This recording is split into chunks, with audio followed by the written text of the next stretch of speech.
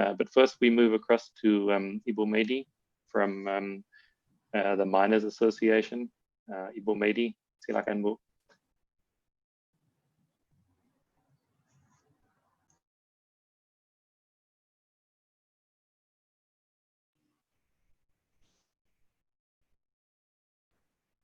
Halo Bu Maidi. Ya, baru gabung Bapak. Oh, salam Bu. Halo. Iya Bu, halo Bu. Saya masuk file dulu ya Pak ya.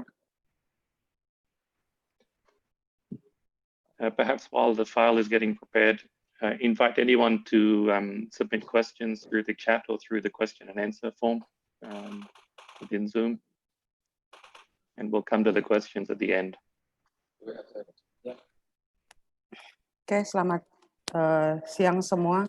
Should I talk present out my presentation in English or in Bahasa, because I saw the whole participant all from Indonesia. Steve?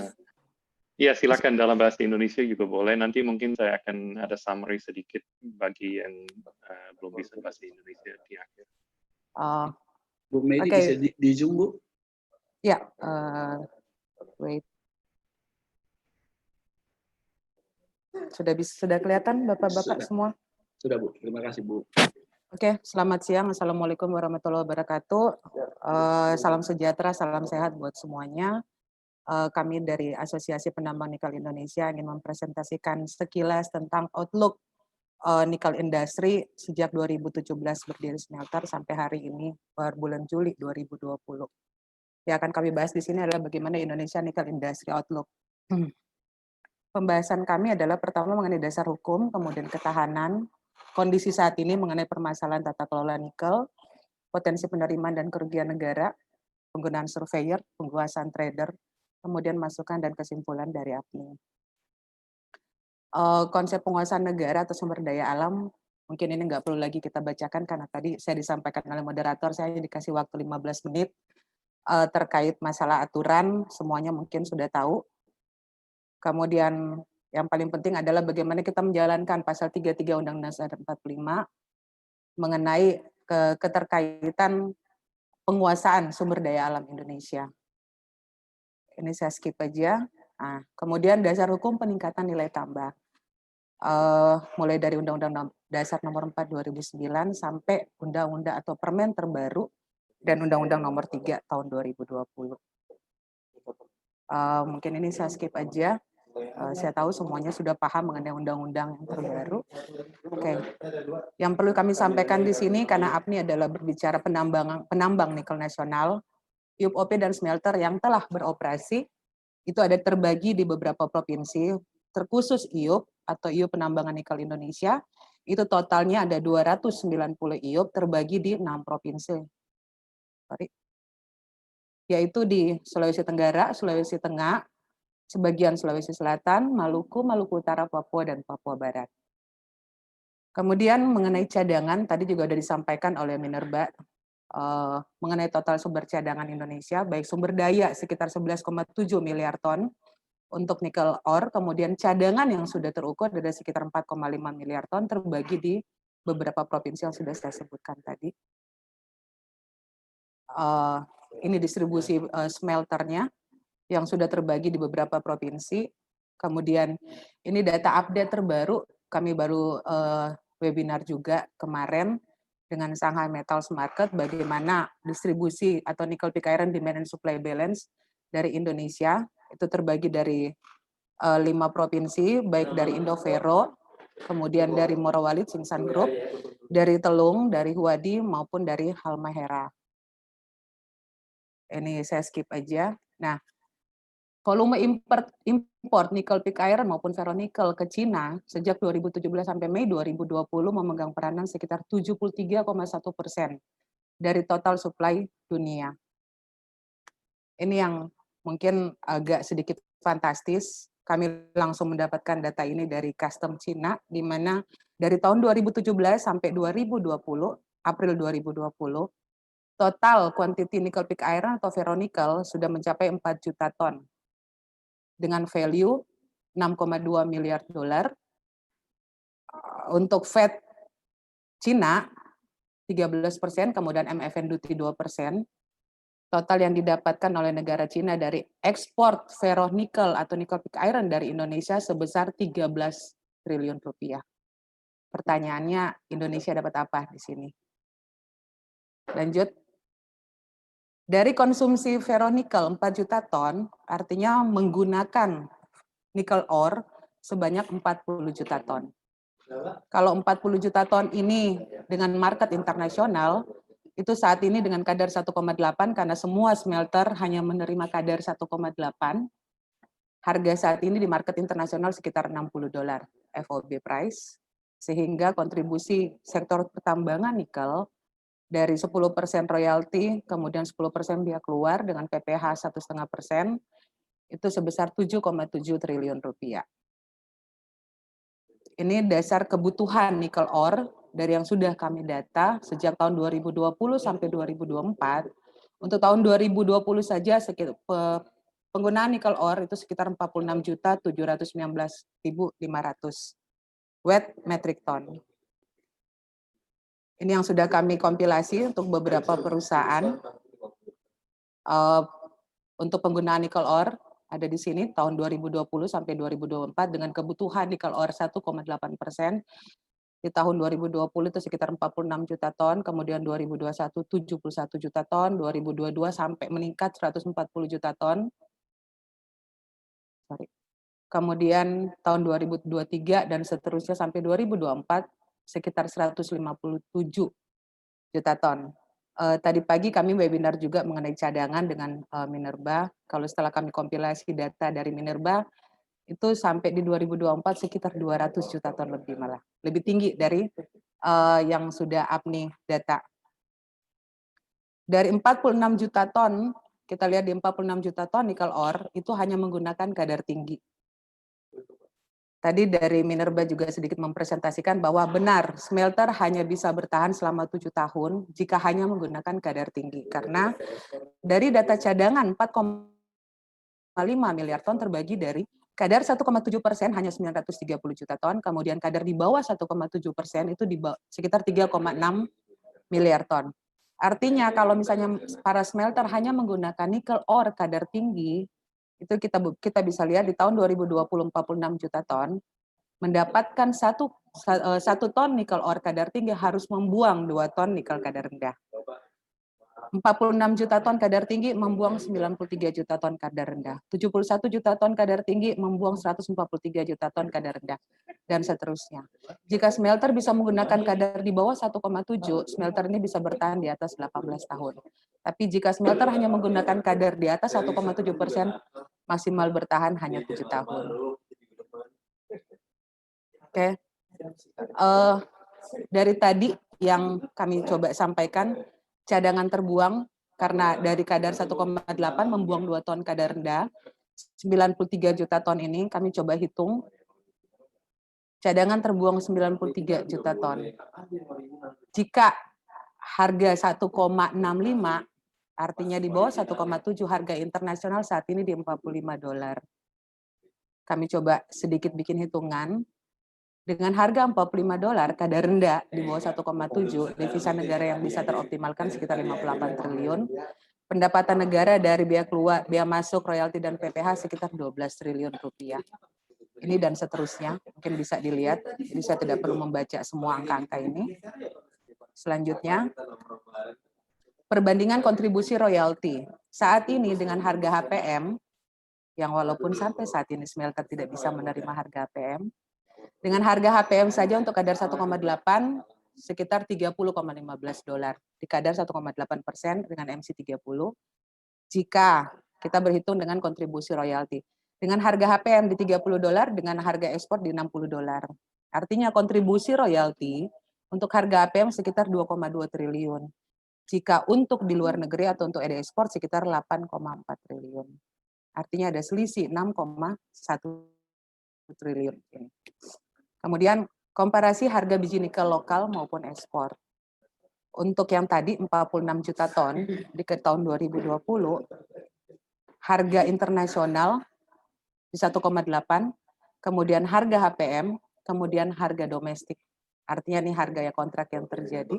Di sini bisa dilihat perbedaannya, terlalu tinggi angka dolarnya. Saya lanjut aja. Kemudian apa sih yang terjadi mengenai tata kelola pertambangan nikel saat ini yang saat ini dialami oleh para penambang? Permasalahan paling utama adalah belum diterapkannya HPM, padahal Permen HPM itu sudah terbentuk sejak tahun 2017, kemudian sampai di tahun 2020 dibentuk lagi Permen HPM nomor 11 tahun 2020. Kemudian bagaimana penerapan sanksi yang sudah tertulis di dalam Permen HPM tersebut? Aksi solusinya, bagaimana pemerintah bisa mempertegas HPM berlaku, bukan hanya kepada penambang, tapi juga kepada pembeli maupun yaitu smelter.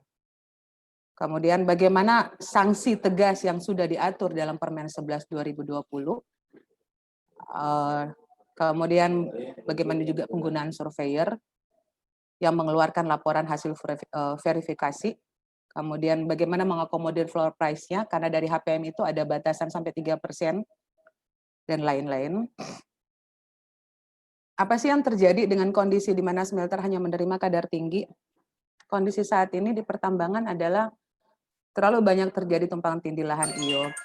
Kemudian belum maksimalnya laporan eksplorasi, bagaimana kita bisa melakukan detail eksplorasi sehingga kami sendiri sama sekali tidak ada untung, bahkan banyakkan ruginya.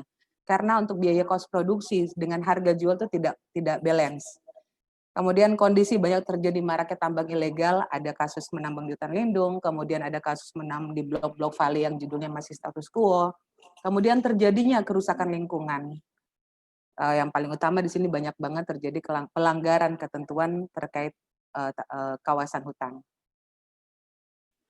Oke, nah seperti yang tadi saya sudah sebutkan bahwa HPM ini sudah diatur pada tahun 2017, tepatnya di Permen SDM nomor 5 tahun 2017. Poin penting yang coba saya bold di sini di mana nikel kadar rendah di bawah 1,7% dan atau bauksit kadar rendah wajib diserap oleh smelter minimal 30% dari kapasitas input smelter. Sejak tahun 2017 sampai saat ini tidak ada realisasi menerima kadar rendah. Kemudian terjadi lagi Permen SDM nomor 11 tahun 2020, ini ada kronologisnya, bagaimana pembentukan Permen HPM terjadi sehingga terbit Permen SDM nomor 11 tahun 2020.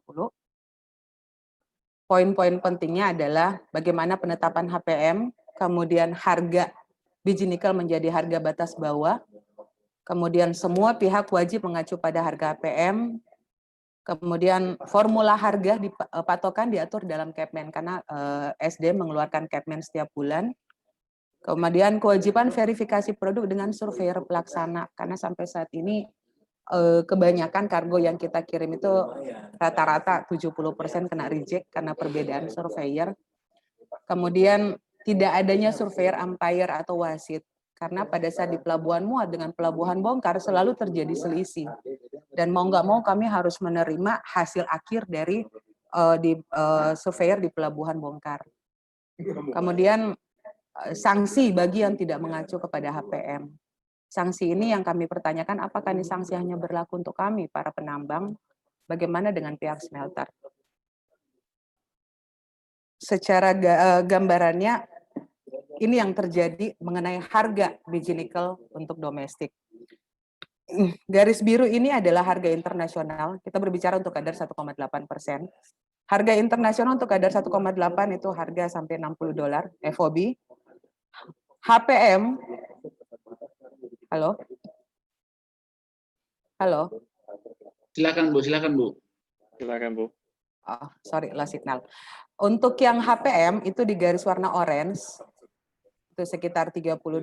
Di sini pun adalah kewajiban kami untuk membayar kewajiban royalti dan PPh. Tapi transaksi yang terjadi, kalau kita bilang seperti mayat hidup, tidak bergerak. FOB-nya hanya sekitar 20, 18, 20, 21. Ini perbandingannya. Tentu kalau HPM ini menurut kami itu sudah sangat fair ya, karena tidak mengacu kepada harga internasional. Mengacu kepada harga internasional, tapi setengahnya di bawah harga internasional.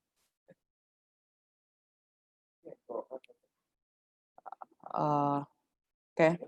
Nah, kondisi yang terjadi jika smelter hanya menerima harga yang tidak seperti harga HPM, tentu kami para penambang sangat minus, sedangkan smelter keuntungannya luar biasa.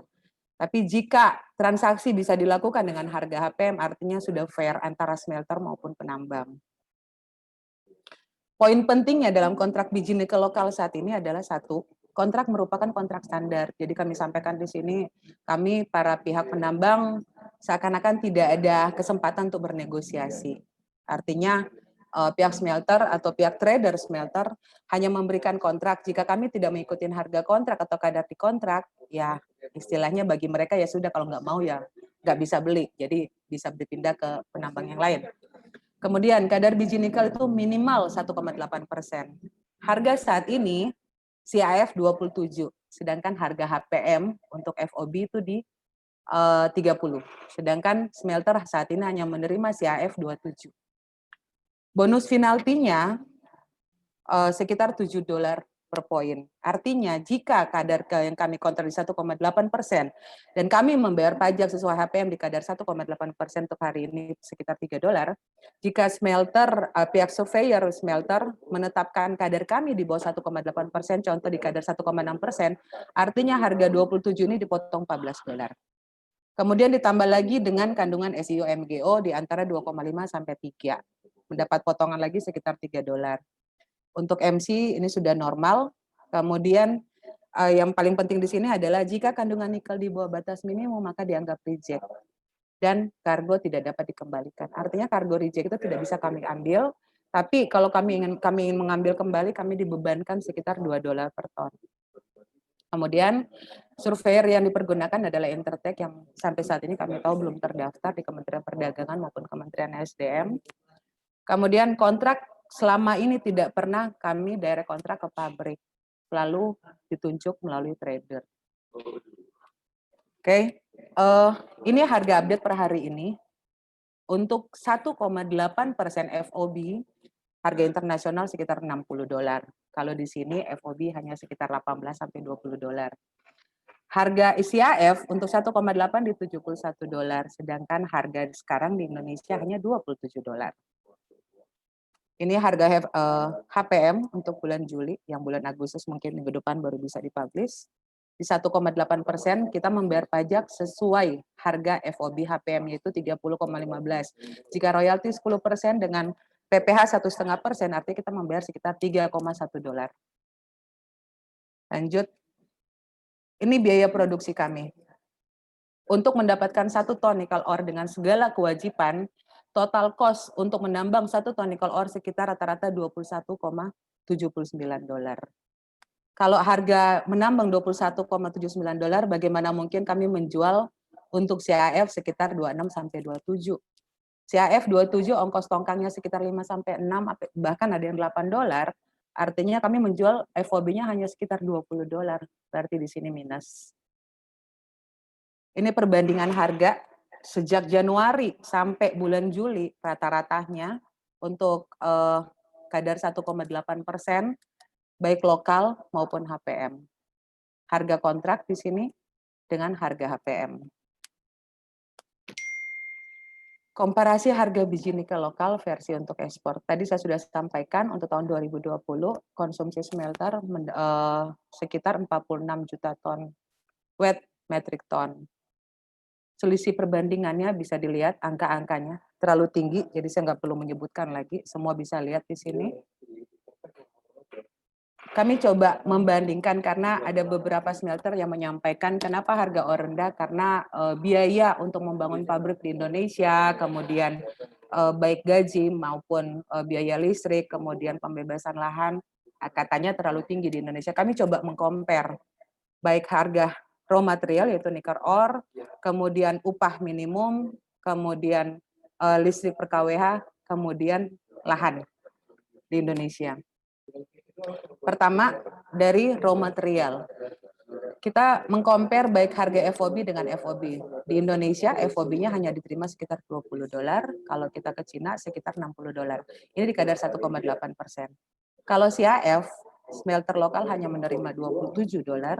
Jika di Cina, dari harga internasional 71 itu dibebankan lagi VAT 13%, kemudian dibebankan lagi MFN duty sekitar 1,4 42, kemudian ada stevedoring cost, kemudian ada loading cargo, kemudian ada delivery, karena smelter di Cina tidak pernah seperti di Indonesia, yaitu langsung di mulut pelabuhan, itu sekitar $93. Artinya kita compare dari ketemu di mulut smelter dengan mulut smelter.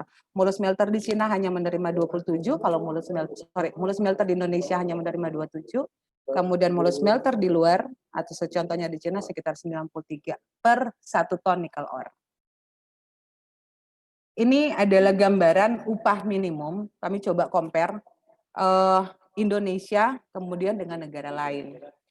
Upah minimum contoh di Sulawesi Tenggara itu hanya sekitar UMR ya, sekitar hanya sekitar 2,5 juta per bulan. Tapi kalau di luar atau di Cina sekitar kalau dirupiahkan sekitar 5,1 juta. Artinya ini 2 kali lipat. Kemudian di sini juga kami coba compare berapa sih elektrik per kWh. Di Indonesia posisinya hanya sekitar 1.400. Di Indonesia ya sebesar 1.036 per kWh. Kemudian kalau di Cina sekitar 1.410 per kWh. Bagaimana dengan lahan? Berdiri pabrik di Indonesia membebaskan begitu luas lahan. Jika di Cina, lahan per square meter sekitar kalau dirupiahkan sekitar 3.900 rupiah.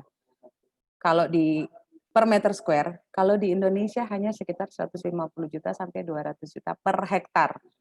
Di Cina per meter 3.900.000, di Indonesia hanya maksimal 200 juta per hektar. Saya coba compare, kesimpulannya adalah kesimpulan berinvestasi smelter di Indonesia maupun di Cina. Di Indonesia harga nikel ore hanya 27, upah minimumnya hanya 181, tarif dasarnya sekitar 0,07, harga tanahnya hanya sekitar 1,38. Di Cina, nikel ore atau raw materialnya sekitar 93 dengan kadar 1,8, upah minimumnya sekitar 347, tarif dasarnya sekitar 0,10, harga tanahnya hanya 263. Di sinilah kelihatan begitu banyak perbedaan. Lanjut. Ini yang kami dapatkan karena kami juga membangun smelter. Rata-rata smelter di Indonesia membangun dengan kapasitas furnace 33.000 kVA. Artinya 33.000 kVA membutuhkan input wet metric ton sekitar 621.000 per tahun per line. Berapa sih cost produksi? Cost produksi untuk RKIF itu sekitar hampir 1.000 per ton.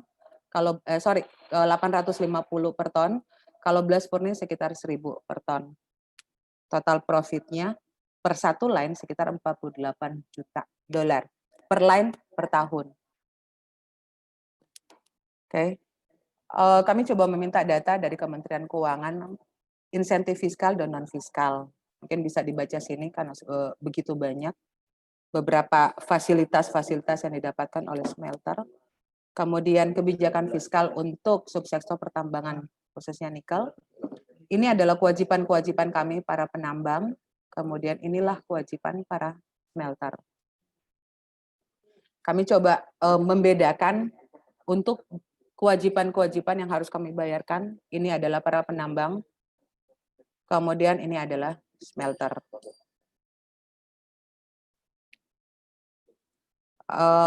Mungkin ini nggak perlu saya baca lagi, yang kami pertanyakan adalah hilirisasi, tapi kenapa smelter saat ini hanya memproduksi yang 1/4 hilirisasi. Kami berharap semoga secepatnya bisa membangun produk made in Indonesia. Kami coba sampaikan juga bagaimana kewajiban penerimaan negara sektor pertambangan, perpajakan, dan PNBP. Pemasukan PNBP negara dari subsektor pertambangan sangat besar dan mendominasi pemasukan negara dari sektor pertambangan dan migas. Dari sektor smelter tidak memberikan kontribusi apapun terhadap pemasukan PNBP, yang kami bisa sampaikan bahwa sampai saat ini mungkin penambang juga mensubsidi smelter. Smelter menikmati zero export duty tax. Kemudian di dalam kebijakan fiskal umum, subsektor pertambangan nikel, bahwa kebijakan tersebut tidak memihak kepada pemilik IOP. Dan kewajiban pemilik IOP sangat besar dengan segala beban biaya. Pemilik IOP atau penambang diberikan beban juga untuk permasalahan lingkungan hidup. Sementara untuk smelter dibebaskan dari permasalahan lingkungan hidup dan permasalahan konservasi lainnya. Sesuai PP nomor 81 tahun 2019, PNBP royalti pertambangan ini hanya berlaku untuk IUP OP maupun IUP OPK. Kalau dalam smelter yang kami lihat di sini hanya dibebankan kepada Antam maupun PT Wanatiara. Smelter yang lain menggunakan izin IUI, sehingga dibebaskan dari segala royalti pertambangan. Ini kewajiban penerimaan negara sektor perpajakan, kemudian insentif tax holiday. Ini adalah fasilitas tax holiday yang diberikan kepada pihak smelter. Kemudian mendapatkan lagi fasilitas tax allowance, yang tadi sudah didapatkan fasilitas tax holiday, kemudian tax allowance, kemudian dibebaskan lagi biaya keluar. Kemudian ini kami coba rangkum financial scheme-nya. Sedikit kami sampaikan adalah smelter diberikan fasilitas tax holiday untuk industri pionir sampai dengan 25 tahun, dengan jumlah investasi sampai dengan 25 triliun. Di dalam pelaksanaannya, banyak pabrik yang tidak menyelesaikan total investasinya sesuai yang dipersyaratkan oleh pemerintah dan telah melakukan proses ekspor sehingga terjadi kerugian negara karena tax holiday tersebut dimanfaatkan sebelum waktunya. Tidak adanya pengawasan secara detail terhadap segala fasilitas yang telah diberikan. Ini yang kami sampaikan bagaimana penggunaan surveyor yang selalu berbeda antara surveyor di pelabuhan muat, yaitu di penambang, maupun surveyor yang diterima oleh pihak smelter. Ini juga kami coba sedikit sampaikan juga bahwa seluruh tambang, seluruh ore itu tidak pernah mendapatkan kontrak direct ke smelter. Seluruh smelter ini menggunakan yang namanya perusahaan traders. Ini baik dari Morowali, kemudian dari Konawe. Ini adalah perusahaan-perusahaan traders. Jadi seluruh ore harus melewati traders-traders ini dulu, baru bisa ke smelter. Sorry. Isu dalam pertambangan nikel, kegiatan pertambangan tanpa izin itu banyak banget terjadi, gitu ya. Kemudian mungkin karena regulasi dianggap kurang berpihak kepada rakyat, kemudian kegiatan tidak diawasi dan tidak menerapkan kaidah pertambangan yang baik, sehingga dapat menimbulkan kerusakan lingkungan hingga kehilangan nyawa. Itu banyak terjadi ya di pertambangan.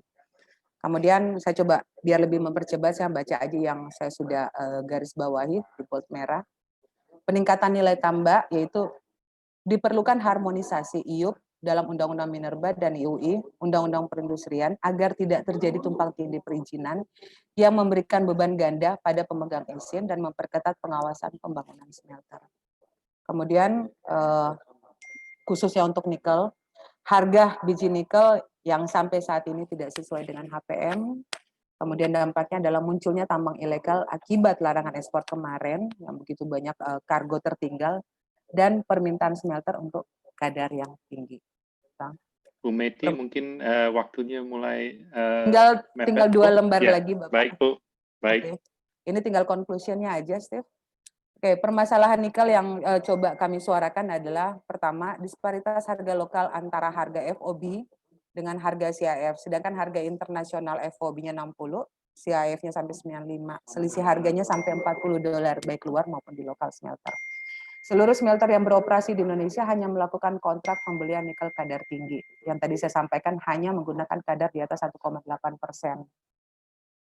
Smelter umumnya tetap akan membeli nikel dengan kadar di bawah 1,7% dengan kondisi penalty atau rejection. Barang di bawah 1,8% menjadi barang reject atau barang sampah, di mana kadar 1,65% di internasional masih dihargai dengan harga $46 per wet metric ton. Perbedaan harga yang sedemikian tinggi lebih banyak menguntungkan kepada pihak smelter lokal, yang pada akhirnya akan mematikan para pemilik IUP dan juga sumber daya mineral akan dikuasai oleh asing. Selisih disparitas harga yang sangat mencolok antara harga lokal dengan harga internasional dalam 1 tahun berkisar kurang lebih sekitar 1.956.953 kebanyakan ya. Oke. Itu sama saja dengan sekitar 1,6 miliar dolar. Itu perbedaannya ini mungkin kita bisa membangun smelter lokal seperti Virtu Dragon maupun Morowali.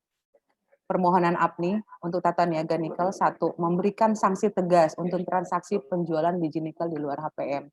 Kami tahu bahwa beberapa minggu yang lalu pemerintah juga sudah mengannounce bahwa akan menindak tegas pihak smelter yang tidak mengikuti harga HPM.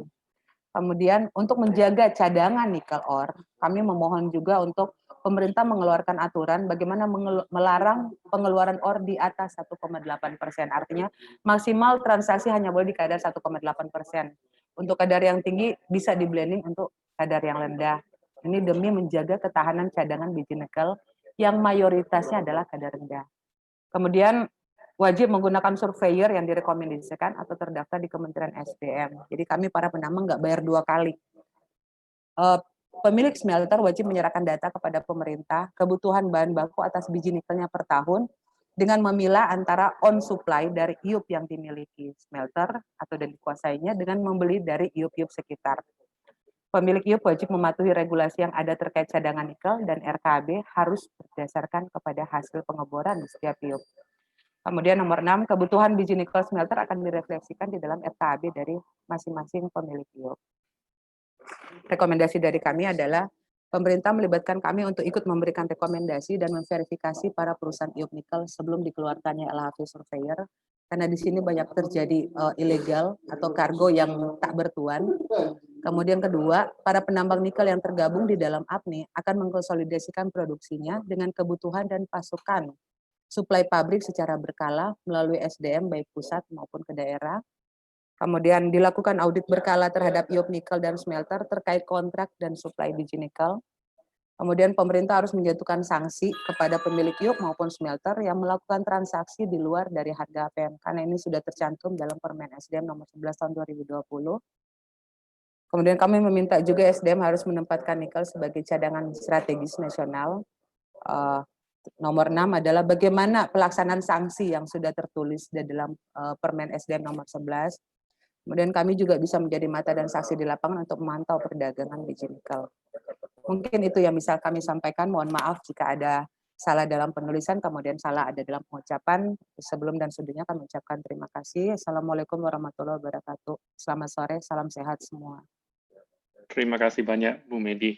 I'm just going to very quickly summarize in English as we're running out of time. So I think the main point that Ibu Medi presented among all of her excellent data is that there are 290 miners, IUP companies, providing ore to essentially 3 clusters of smelters, and 2 of those 3 smelter clusters are owned by 1 company.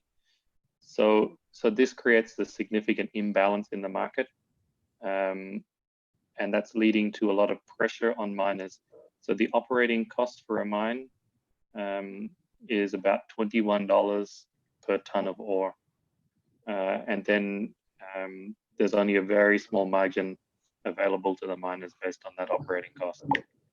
So Ibu Medi provided a lot of data showing that there is significant profit being taken within the smelter operator and an insignificant amount of profit at the mining level.